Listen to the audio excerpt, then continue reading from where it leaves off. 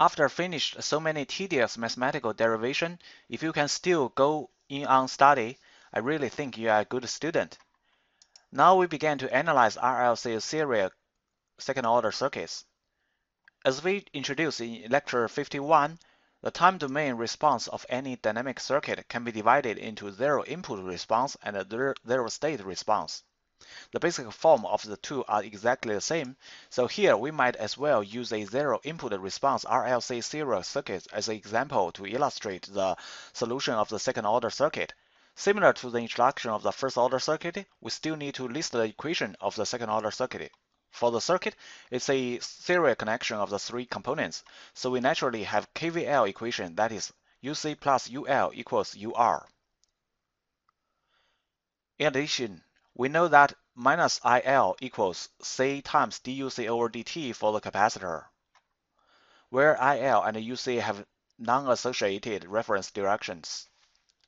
For the inductor, we know that UL equals L times DIL over dt. We also know that UR equals R times IL. We can conduct all kinds of derivation by using the four equations. Then we can write the second-order linear ODE with constant coefficients about UC, UL, UR, and IL.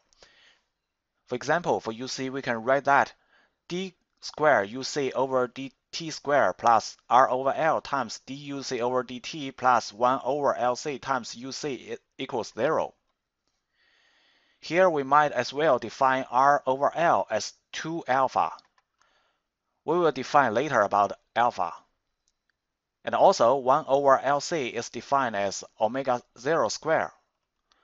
So we can write the characteristic equation of the second order ordinary differential equation as a form of lambda square plus 2 alpha lambda plus omega 0 square equals 0. Similarly, if you write the second order ODE about UL, UR, and I, you also can find that they have the same characteristic equations, which we leave you as a homework.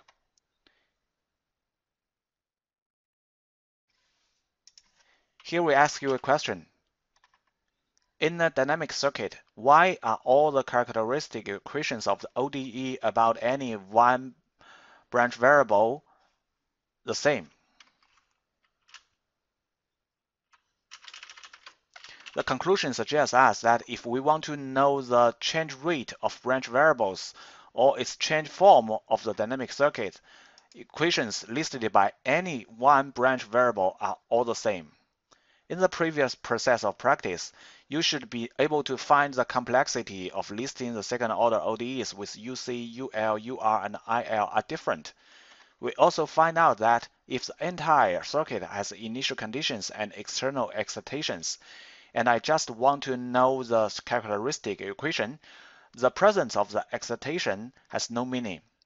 So this is the most important reason why we discuss the second order equation by taking zero input response as the example.